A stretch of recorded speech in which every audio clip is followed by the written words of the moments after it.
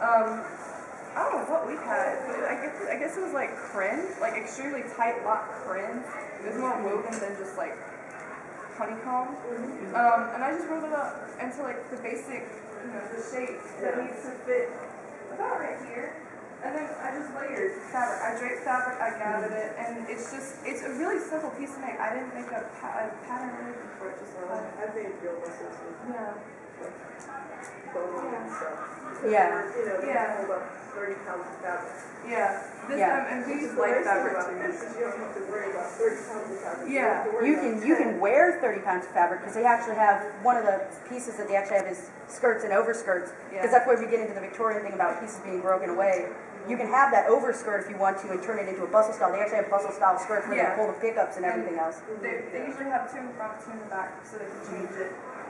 But also with Lolita, and there's a difference between Lolita and aristocrat styles. Lolita usually only has medium to heavyweight cotton broadcloth. Sometimes we'll have lace overlays, but still that's very light fabric. So we can get away with just squishy, flouncy petticoats. They had made a few dresses out of like silk and stuff. No, not silk. It's something normally like fabric normally for winter, and it's very, very heavy. Wool? Velvet. They do. No. Like, you don't see it as much. Yeah. It's a winter dress. I want to make that. Heavy to it. Like this petticoat would just like go flat. But with aristocrat, they go more for the rich fabrics, the taffetas, the silks, the velvets, the wools, the brocades. And it's like I said, casual, formal. It's that balance. So there's differences that you have to worry about for underwear for the different effect you're going for. In terms of heat-wise, you have the Lolita thing going on whenever you do like full period Victorian, which would be cooler, Lolita or Victorian? Because I know whenever I do my Renaissance garb, I want to shoot myself after 20 minutes of being tied into a period corset. What? You can get the air underneath your But you can't have air around the double corset. Yes, no, you can't. No, but that's why it's one of the things you get into. Yeah, if you've never worn a corset before, do not put it on and expect to wear it. Well, it's not even just that. Don't put it on and think you can wear it for like 6 hours because you're not going to be able to. It's easier to ease into a corset. The other thing you need to watch out about is there's a lot of things out there that say they're corsets and they're not really corsets.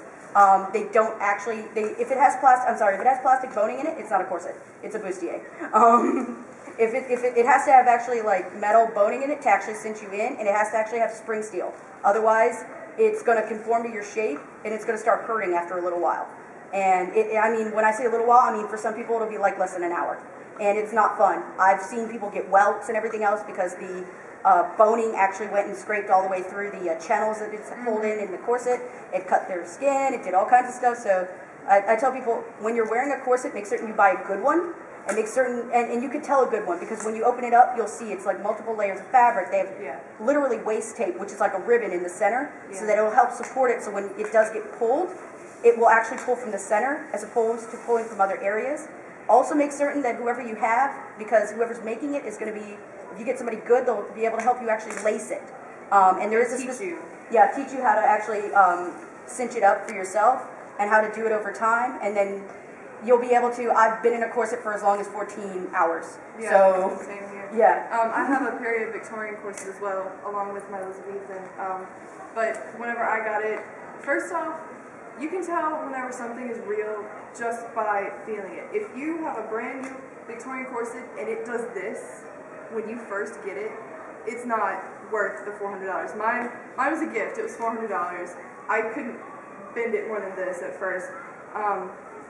It has the chain type, what's it called, spring wire? Spring steel. It will not bend. This will not bend. Eventually, over time, it will conform to your shape. And it's conformed to and it'll sit up. That's the other thing a lot of people don't realize. If it won't sit up, it's not real. Yeah. But you can tell by the workings. Mine's like 7 layers of Moroccan silk, hand-dyed silk, layered, and the channels are made from the silk. And you can feel the quality. It's heavy. Like you wouldn't expect a corset to be heavy because it's underwear, but it's the heaviest thing that you wear sometimes. It'll be that's the best thing about it, because if it feels thin, if it's only one layer, I can tell you right now, you don't want to buy it. Yeah. If you know how to make your own stuff and you know how to fashion things, stuff like that, you'll eventually get to a point where you can take pieces like that and work with it. But I mean, basically, if you're buying a $20 corset from eBay, it's going to come from China, and you're not going to be able to do anything with it. It'll look really nice on you, but and you won't. It may pull in and just accentuate your waist. It won't actually like suck in how mine can do that because Yeah, that's the other thing about it is it's yeah.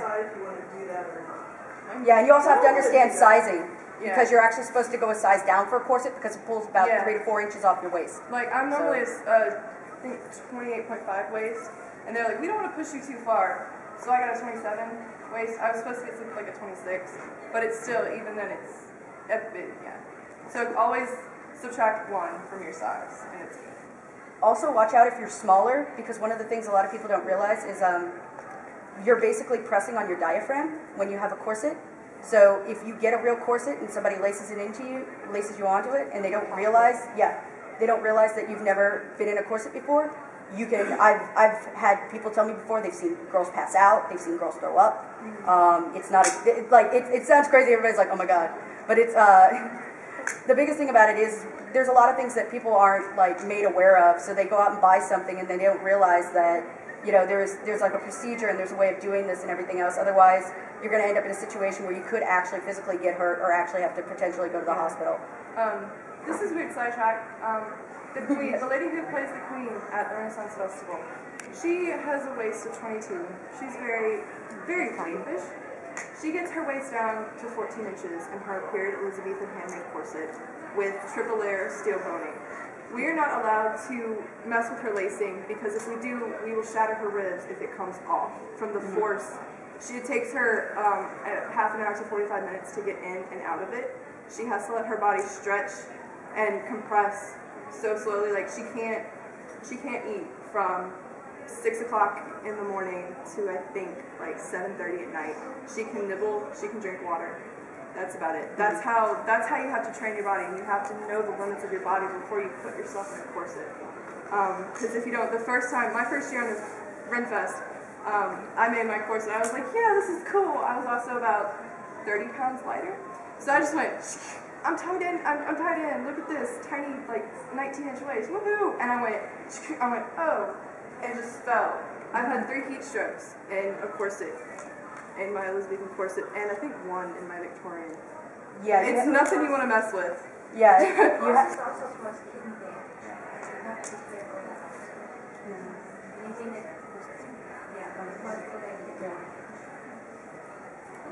I don't wear corsets. Actually, men did used to wear corsets back in the Victorian era, but yeah. Could you wear Lolita without wearing a corset? Yeah, you can. No, it's no. You don't even have a corset at all for Lolita. But for the Aristocrat, since it is more period Victorian, it's pretty much an essential piece. That's what we're trying to say in warning, because we don't want people dying because we tell them, hey, wear a corset, it looks good. Now, with that being said, I'm not actually in a corset right now, but I was in one yesterday. But this skirt's actually, I lost like 10 pounds since I made this, but it's kind of buckling. It's actually a working corset skirt, boning, little light boning. It's not. Yeah. Waist cinchers just cinching right here. They don't hold here and they don't hold here. Yeah, there's a lot of different ways you can get the silhouette you want without actually having to go. You can use shapewear. You don't actually have to go into a full-on corset. So don't feel like you have to do that, even if you want to do EGA or EGL or anything like that. But even for classics, sometimes you'll actually see them wearing the underbust corsets, and they're actual real corsets. Juliet and Justine is one example of a brand that you'll see girls wearing corsets in. Mary Magdalene also, sometimes you'll see them also in classic having corsets on as well. So now that we've scared you to death with corsets, we just skipped over the fact that there are sub-styles to Lolita. We'd like to take questions now. If you have any questions, we have raw Lolita, which is Japanese influenced, classic, aristocrat, EGA, EGL. There's tons more. And there's even to like classic Lolita, there's sub-brands, thanks to classic Lily. So if there's any questions on any type of style that you think you're interested in, raise your hand and I'll answer. No? You guys are quiet. Yeah, it's a Q&A. It's a Q&A. Question and answer. I know I get more questions than this in the hallway about what I'm wearing. What would be like fashion-wise the best for a male for a tea party? Oh, I would say dandy. Go for dandy. Since it is the tea style, for men, It matches the. it matches the Lolita. Light, airy, fresh. It's afternoon tea. It's a social event. Stay comfortable. So they have that like little frilly dress thing with that little jacket. Yes, Yeah, the it's cravat, called a cravat. Basically, with a cravat, there's different styles. You can get away with a basic one. It's a scarf. It's a fancy scarf.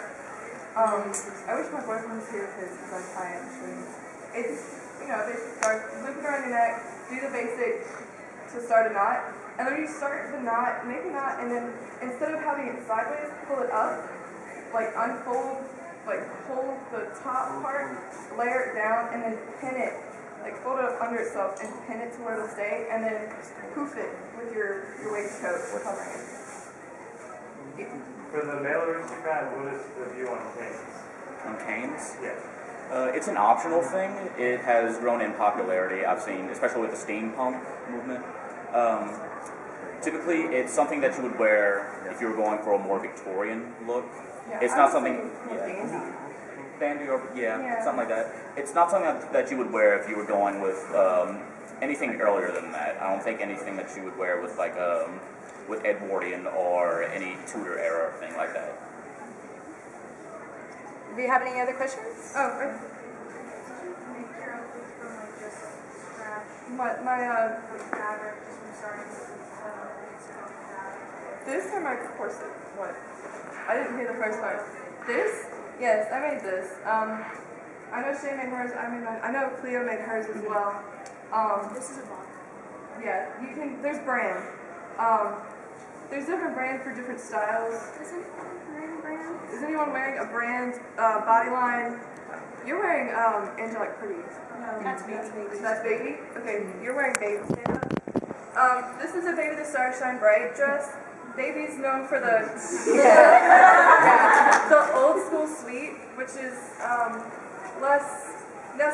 less frilly in the hair and stuff. There's tons of brands.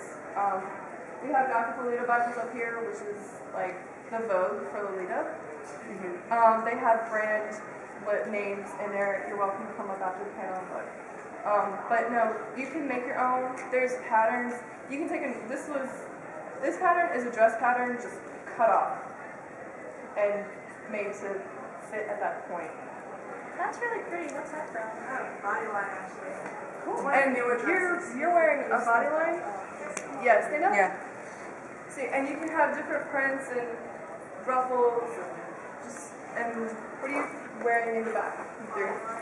All of you wearing bodyline? Bodyline all around. Stand up. Yeah. Bodyline.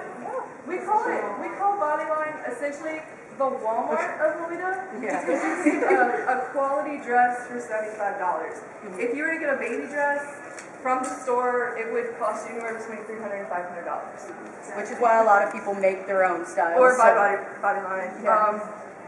You can get them secondhand from either shopping services or from the comp sales on LiveJournal or Closet Child.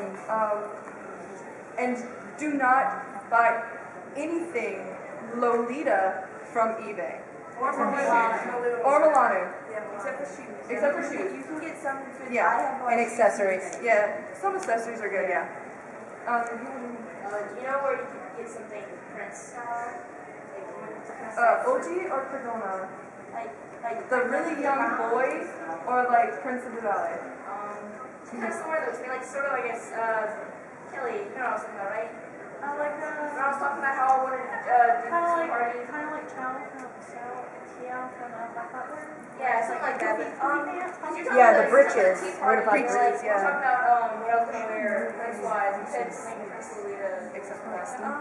They have You almost have to get them made. Yeah. They're not that complicated. They're not complicated.